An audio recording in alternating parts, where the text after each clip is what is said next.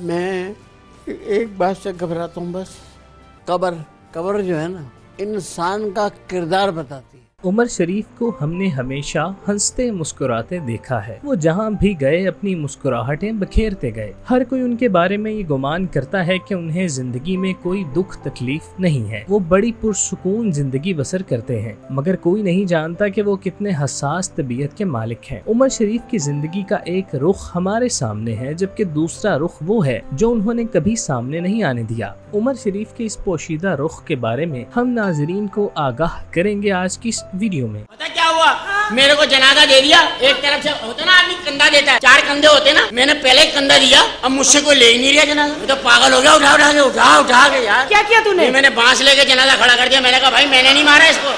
2018 میں سینئر اداکار و میزبان نور الحسن نے اپنے پروگرام ہم دیکھیں گے میں عمر شریف کا انٹرویو کرتے ہوئے ان کے ساتھ ایسے سوال پوچھے جو حیرت انگیز طور پر نہ صرف ان کے لیے بلکہ سننے والوں کے لیے بھی غیر متوقع تھے۔ اس انٹرویو میں عمر شریف سے پوچھا گیا کہ کون ہے عمر شریف، جس پر عمر شریف کے چہرے کے جذبات یوں بدل گئے جیسے انہوں نے ملک الموت کو آتے دیکھا ہو۔ سوال کے جواب میں عمر شریف کے ضبط کے بندھن ٹوٹ گئے اور وہ بنا آنسو رونے لگے۔ انہوں نے نور الحسن سے کہا کہ ایک بات سے گھبراتا ہوں اور وہ ہے قبر انسان کا کردار ہوتا ہے۔ جب آدمی اندر جاتا ہے تو قبر کردار بتاتی ہے، پسلیاں پسلیوں میں گھس جاتی ہے، زبان بول نہیں پاتی، آدمی جواب نہیں دے پاتا۔ یہ ایسا خطرناک لمحہ ہے جس سے ہر انسان نے گزرنا ہے، مرنا ہے۔ قبر انسان کے اعمال بتاتی ہے۔ عمر شریف کا مزید کہنا تھا کہ قبر میں انسان جاتا ہے تو ذہن میں یہ بات آتی ہے کہ مٹی سے بنے ہیں، مٹی میں مل جانا ہے۔ پسلیوں میں گھس جاتا، زبان بول نہیں پاتی، آدمی جواب نہیں دے پاتا۔ وہ لمحہ ایسا خطرناک لمحہ ہے دنیا کا ہر انسان کے لیے، زندہ ہے جس سے مر رہا ہے، جو گزر رہا ہے۔ تو قبر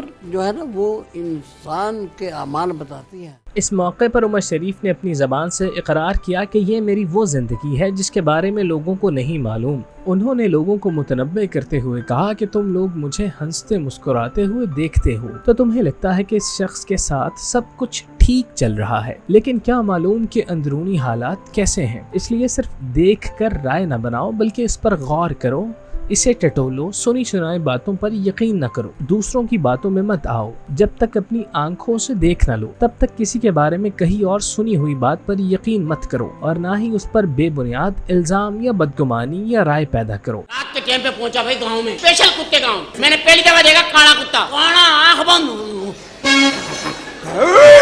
میں نے کیا کیا، جدھر کی اس کی آنکھ بند تھی نا ادھر سے نکل گیا، میں کہا بھونکتا ہے۔ عمر شریف پہلے کامیڈین نہیں جنہوں نے اپنی زندگی میں اس طرح کے تجربات کا سامنا کرتے ہوئے وہ رخ اختیار کیا ہے جو ان کی شخصیت کو مد نظر رکھتے ہوئے انتہائی غیر معمولی لگتا ہے۔ عمر شریف سے پہلے سٹیج پر 40 سالوں تک حکومت کرنے والے اداکار مستانہ کو جب سٹیج پر پولیس والے نے منہ پر تھپڑ مارتے ہوئے موٹی تازی گالی دی تھی تو اس وقت مستانہ اندر سے ٹوٹ گئے تھے، جس کے بعد انہوں نے اپنا تخت چھوڑا اور اپنے آبائی شہر بہاولپور جا بسے، جہاں وہ درگاہوں اور مزاروں کی زینت بنے ہوئے دکھائی دیے اور پھر انتہائی قسم پرسی اور گمنامی کی حالت میں اس دنیا سے رخصت ہوئے کہ جاتے جاتے معاشرے سے یہ گلہ کر گئے کہ جو کچھ میرے ساتھ ہوا میں اس کا مستحق نہیں تھا، میں تو دوسروں کے چہروں پر مسکراہٹیں بکھیرتا تھا، ان کے غم دور کرنے کی کوشش کرتا تھا، ان کا دل ہلکا کرنے کی کوشش کرتا تھا۔ ان سب کاموں کے بدلے میں مجھے جو تھپڑ لگا اس نے میری زندگی اسی دن ختم کر دی تھی۔ اس کے بعد تو صرف میرا جسم حرکت کرتا رہا، روح تو اسی وقت جسم کی قید سے آزاد ہو چکی تھی۔ ایسا حقلا مالک تو نے میرے حوالے کر دیا ہے۔ ابھی پرسوں انڈا خریدنے کے لیے دکان پہ گئے، انڈا کہنے میں اتنی دیر لگا دی، انڈے میں سے چوزا نکل آیا۔ مستانہ کے بعد پاکستان کے انتہائی نامور اور فخر سمجھے جانے والے کامیڈین و اداکار معین اختر، جن کا کیریئر کامیابی اور عروج سے بھرپور رہا، ان کے بارے میں یہ کہا اور سنا جاتا ہے کہ وہ ایک مزاحیہ شخص ہیں جس کی ہر بات مزاح سے شروع اور مزاح پہ ختم ہوتی ہے، مگر یہ کوئی نہیں جانتا کہ وہ اندر سے کتنے حساس طبیعت کے مالک تھے۔ ہر وہ شخص جسے اللہ پاک نے ہنسانے کا ہنر عطا فرمایا ہو اس کے اندر بچوں جیسا دل رکھتا ہے، کیونکہ دوسروں کے چہروں پر ہنسی وہی بکھیرتا ہے جو اندر سے بے غرض ہو، جس کا مشاہدہ اور مطالعہ اس قدر وسیع ہو کہ وہ لوگوں کے عام حالات و واقعات کو زیر غور لاتے ہوئے اسی کو کامیڈی میں تبدیل کر دے۔ معین اختر اپنی عمر کے آخری حصے میں انتہائی سنجیدہ طبیعت کے مالک بن گئے تھے۔ انہوں نے باقاعدگی سے पंजगाना नमाज पढ़ना शुरू कर दी थी। इसके अलावा कुरान पाक तर्जुमे के साथ पढ़ते थे। इसके साथ साथ वो अहादीस के बारे में भी करीब से जानते थे और उन्हें बयान करते हुए किसी तौर आलिम से कम नहीं लगते थे। ये अलग बात है कि टीवी पर उन्हें हमेशा अलग किरदार में देखा गया, मगर उनकी शख्सियत का ये रुख किसी पर जाहिर नहीं था। उनकी जिंदगी में ये तब्दीली उस वक्त आई जब उन्होंने अपने इलाके में दावत व तबलीग के लिए आने वाले अफराद को नापसंदीदगी की बिना पर नामुनासिब अल्फाज से नवाजा, और फिर उनका एक दोस्त उन्हें एक दफा उनके पास ले गया तो वहाँ के माहौल से मोइन अख्तर इस कदर मुतासिर हुए कि वही मोइन अख्तर जो उन मुबल्लिगीन को किसी सूरत पसंद नहीं करते थे, उन्होंने अपनी मसरूफ जिंदगी से कीमती वक्त निकाल कर अल्लाह की राह में सर्फ किया और ये सिलसिला उनकी वफात पर जा मुनक़ते हुआ। वो एक बार किसी की शादी की मुबारकबाद देने गए और बच्चे की मुबारकबाद दे के वापस आए। अबे इतनी लंबी लंबी छोड़ने की नहीं हो रही है। अच्छा, और तुम्हारे अंडे में से चूजा निकल गया, हम कुछ बोले?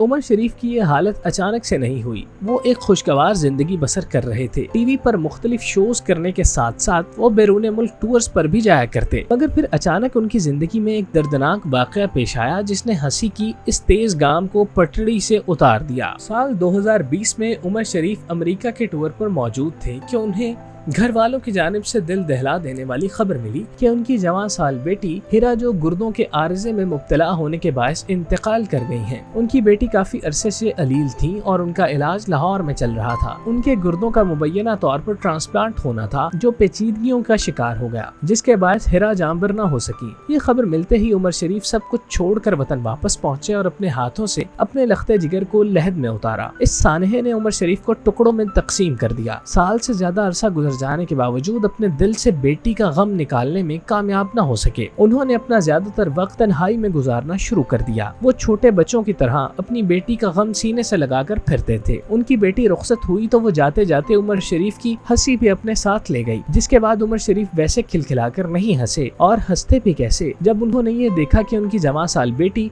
देखते ही देखते कब्र में जा सोई, तो उन्हें ये महसूस होने लगा कि जैसे वो अनकरीब इस दुनिया से रुखसत होने वाले हैं। उन पर मौत का खौफ इस हद तक तारी हो गया कि वो जब भी तन्हा होते तो मौत और कब्र के मुतालिक सोचकर कांप जाते, और इस दौरान उनकी आंखों से आंसुओं की बरसात शुरू हो जाती। उमर शरीफ ने इस सारी सूरत हाल को इस तरह अपने अंदर सुमो लिया कि फिर उन्हें एक के बाद एक बीमारियों ने आ घेरा, और आज वो जिस तरह जिंदगी और मौत की जंग लड़ रहे हैं वो सबके सामने है। दुख और सुख इंसान के करीबी साथी हैं, जो मरते दम तक उसका साथ देते हैं। जब सुख हो तो दुख के लिए भी तैयार रहना चाहिए, और जब जिंदगी दुखों के हाथों यरगमाल हो तो इस बात की तसल्ली जरूर होनी चाहिए कि सुख की इमदाद जरूर पहुंचेगी। बाकी मौत एक हकीकत है जिससे हर जी रूह का सामना होना है। अल्लाह पाक हम सब का खातिमा ईमान पर करे, और उमर शरीफ जो इस वक्त अपनी जिंदगी के तकलीफ दे मराहिल से गुजर रहे हैं उनके लिए आसानियां पैदा फरमाए। आमीन। बड़े घटिया लोग हैं मोहल्ले वाले। मैं हम्माम पे गुसल कर रहा हूँ, हाँ। कोई मेरी पीछे से कपड़े ले गया। ऐसे निकलता क्या पानी पहन के निकलता वहाँ से? मैं सियाना हूँ ना, हाँ। मैंने 2 अखबार मंगा लिए, 2 अखबार बांधे निकल गया। लेकिन ये जालिम दुनिया, क्या हुआ? मैं रोक रोक के खबरें पढ़